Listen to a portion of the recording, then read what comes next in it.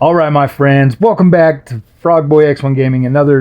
Today's a double feature day. So let's go ahead and I wanted to talk to you guys a little bit about the 5070 Ti, 9070 XT. So it's been over a month now. I've had both of these GPUs.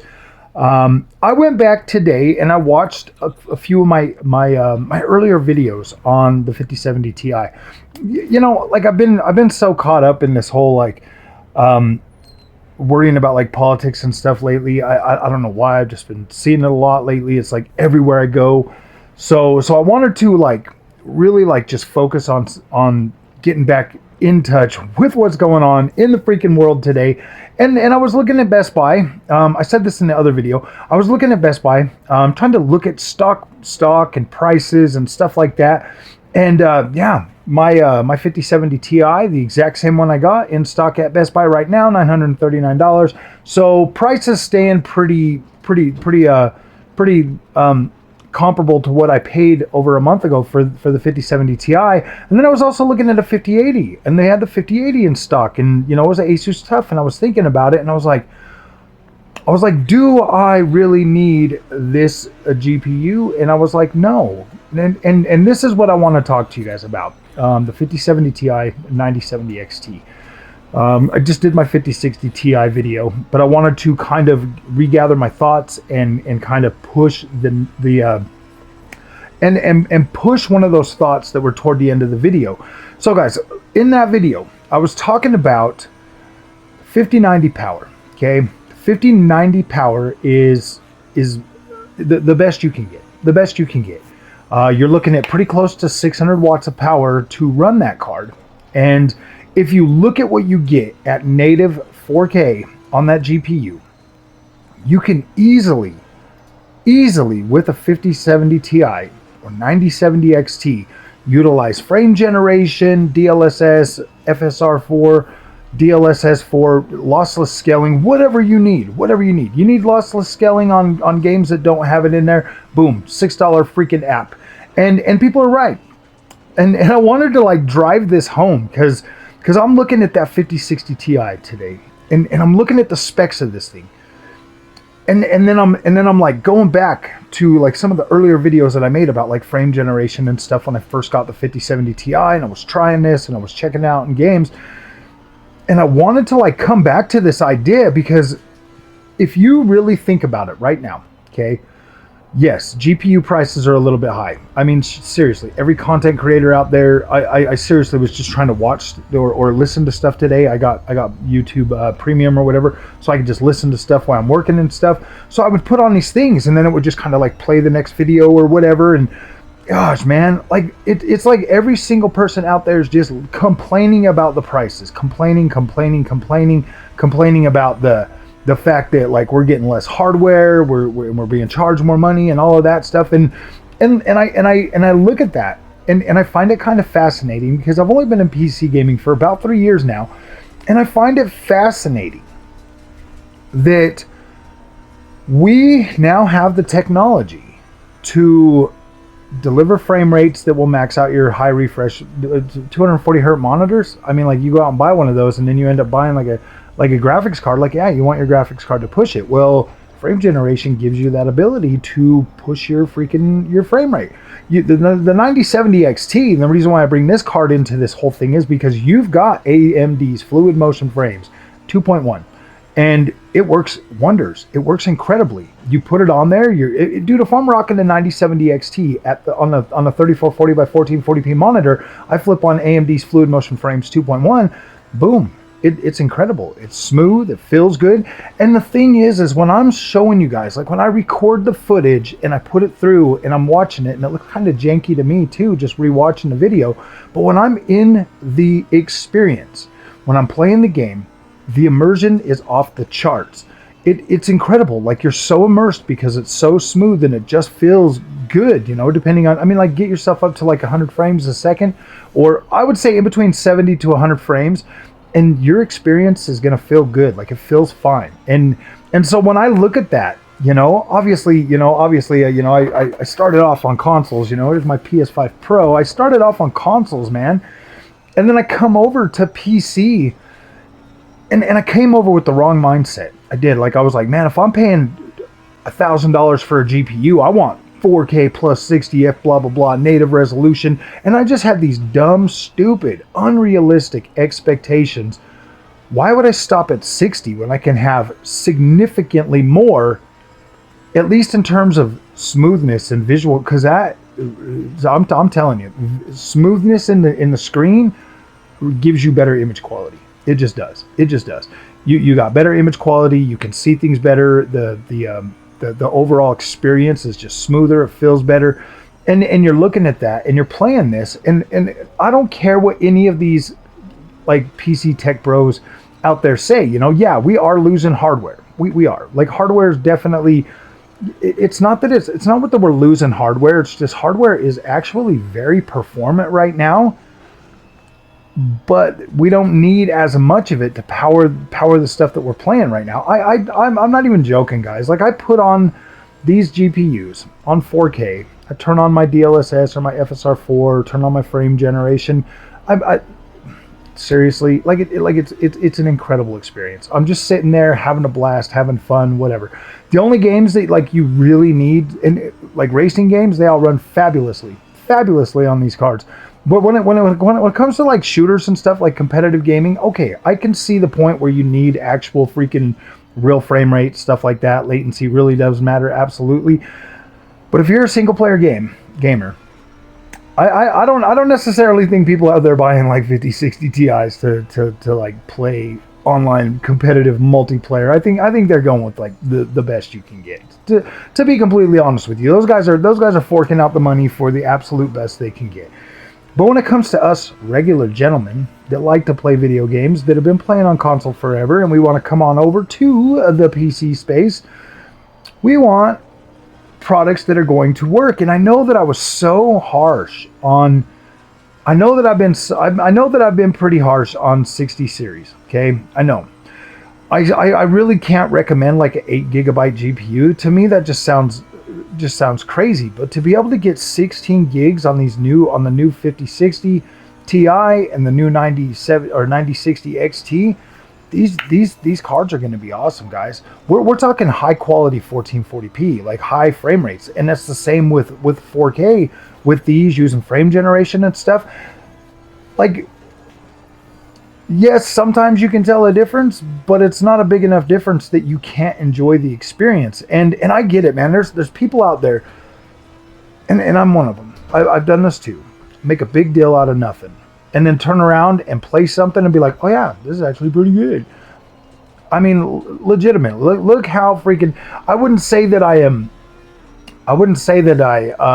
that I'm a flip flopper or anything. Like, I'm a frog. I flippity flop all the time, but when it comes to actual freaking, you know, being able to get into something and trying it out and not having this negative connotation towards something, you know, like coming into something like, oh my gosh, it's frame generation. I spent $1,000 on my GPU. I shouldn't have to use freaking frame generation. I want the real thing, blah, blah, blah.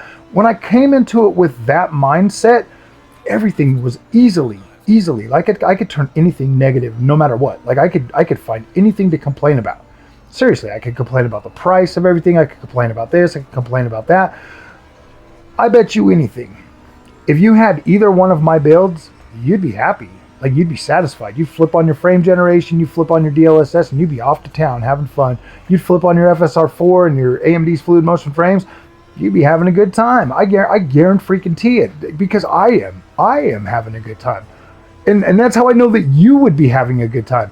You would be enjoying this. Like, you would, like, let's put it this way. I know that I've made some interesting, like, complainy content over the stuff that I've made, but if I really look at the experience that I have, I mean, yeah, I could find things to complain about all day long, but man, I'm always having fun. Like, you guys have seen it. I'll be playing or making a video, and you guys will see the frame rate counter. And like, I'm immersed. I'm enjoying the experience. I'm having a good time. I'm not noticing nothing negative. And it just blows my mind that, like, that we all love gaming, okay? And this is real. This is coming from the heart. We all love gaming, okay? We all invest our money. We all buy the games we want to play. I mean, we want to have fun, and get away from the world. You know, we go to work, we do our job, we come home, we just want to sit back, kick back, throw our feet up, drink a beer, unwind, play some freaking video games. Like, I get it. Like, I understand that completely. And that's what it always should be about. So when I look at the content that everybody feels like they need to make over Nvidia and AMD and the prices of these cards and stuff, I'm like, look, I bought the 5070 Ti Asus Prime OC, $939. The same card, the Magnetic Air that I got in there at Best Buy, the Nvidia card is $939. The AMD card is $919. I like both of these cards. I do. Do I think they're too expensive? Not necessarily. I don't think they're too expensive. I just think that they are, you know, I think the days of like really cheap prices for like PC stuff, and once the AI thing took over, guys, like we weren't going to get cheap prices anymore. Like it's not even necessarily about cheap prices anymore. It's more about the actual, it's more about the experience that you actually get, okay? And finding content that's going to help you enjoy the purchase that you make is probably going to be significantly better for your state of mind than continuing to seek out the negative content that's going to keep complaining about the price of this or the loss of that or something else, you know? I know that when I see that kind of stuff, you know, it just puts me in a negative mood, and I don't want to be there. I don't want to sit and think about all the negative things when it comes to gaming.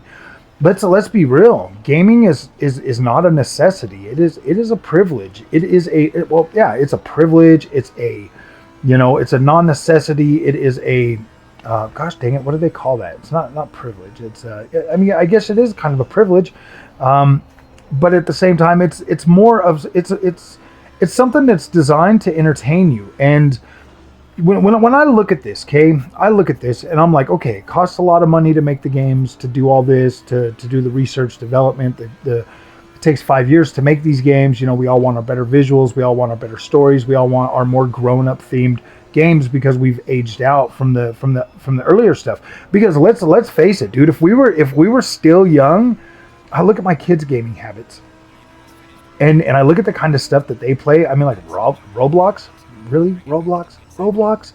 You look at something like that, and it just like your mind instantly is like, wow, that's trash, you know, being my age or whatever. And I want my more refined, like my Uncharted's or my, you know, my my freaking Last of Us or some of the other games that we play, you know, Assassin's Creed, stuff like that. I want those experiences because I'm more grown and I want that more mature, realistic themed experience. And so I look at the cost of the stuff. And when I hear, you know, Nintendo coming out and being like, hey man, we want $90, or when I hear, you know, the CEO of Rockstar being like, yeah man, we want to charge $100+ for GTA 6. In my mind, I'm like, okay, let me think about this. So Mario or Donkey Kong, it's probably like a 6 to 10 hour game. I'm gonna play right through that, and then boom, I'm never gonna play it again. GTA 6, I'm gonna play this game for 100+ hours. Like, I'm gonna play that game for a long time. So when I look at the fact that they want more money for that, and it's the same with my Ubisoft games, like I'm gonna play those games for over 100 hours. So I'm more than gonna get my money out of that. So when I look at that and like they're like, hey, yeah, we want $100 for this, and then going back to like, I remember when we used to pay $150 for Call of Duty. I'm like, okay, $100 doesn't sound that bad. Like, I'm gonna get my money's worth out of something like GTA 6, out of something like Assassin's Creed Shadows, out of an open world game. Like, I'm gonna get my money's worth out of these games. Call of Duty, you know, most people that buy those games are gonna get their money's worth. They're gonna sit there, they're gonna go to work, they're gonna come home, they're gonna play it with their friends. Like Destiny 2, like I spent a lot of money on Destiny 2. All the friends that I had, we spent a lot of money on these games. Why? Because they entertained the shit out of us. If I was to take my wife over to the movie theater right now, we'd spend easily $60. Easily $60 for a 2-hour date. So when you look at that, and that's how I've always kind of just based like the cost of games. I'm like, okay, if it's a game that I know that I'm gonna play for 100+ hours, I don't mind paying a little bit of extra money for that. Like I'm perfectly okay with that. And then when you look at like the upgrades and the content and all the stuff that you get like on some of these games, that's the difference though. that's why I buy a lot of open world games, is I want to live in that world, if that makes any sense. Like I want to, when I get into an Assassin's Creed game, I explore the map. I do stuff. I walk around. I look at things. I engage in the world as much as I do the story. So for me to be able to spend 100+ hours in a game like that, that's really easy for me to do. And I feel like the price for that is yeah, like I don't mind paying that extra money for that. Like I bought AC Shadows on the PS5 Pro, spent $75 there, and then I've bought 3 outfit sets for another $60. Like I'm gonna play that freaking game. Like I love playing Assassin's Creed Shadows. The world's absolutely beautiful. The story was pretty dang good, and then just going through there, playing the game, having fun. Like this is what I call immersion. Like I'm immersed. I'm living in the world. I'm enjoying that. I'm having fun. And so when I look at what the 5070 Ti and the 9070 XT actually bring to the table in terms of like frame generation, in terms of DLSS, FSR, these things absolutely enhance your experience to the point where, yeah, you're going to pay a little bit of money up front. And I guarantee it. I guarantee it, dude. Everybody, like I said, people out there just like complaining about the price of this stuff. I listened to so many of those type of videos today that I was just like, oh my gosh, dude, why is everybody, that's all everybody's making content about right now. And I look at that and I'm like, already within a month, just over a month, I'm satisfied with my experiences. Like I'm happy with the experience I get from the 5070 Ti. I'm super blown away with the 9070 XT. I look at like FSR4 and I'm like, wow, that looks really, really good. I look at DLSS4 and I'm like, these technologies are only going to get better. They're only going to get better. And they're going to deliver a better experience each and every time. And if that helps developers speed development along to get us more games so that we can enjoy more experiences, okay. You know, everybody complains about like I feel like we're just such a complainer society nowadays that we just complain about everything instead of enjoying anything. Like it's crazy, you know? And so, yeah, I'm excited about the experience that I'm getting out of these GPUs. I think they're worth the money. When I'm looking over at Best Buy today, seeing the prices, I'm like, okay, yes, that's cool. I can live at those prices and I can 100% recommend these GPUs at that price level, at that price point. Would I recommend getting on there and paying like $1,500 for either? No, absolutely not. But if you can get them for the $939 or the $919 for both of the models that I have, absolutely, man. Those are okay prices in my opinion. Those are okay. I feel like the the features and the performance and just the raw performance alone is definitely on par with that. Is definitely on par with those prices. So, all right, my friends, thank you for watching the second video. Thank you for watching the first video. I hope you guys have a good day and hit that like and subscribe, and we'll see you in the next one.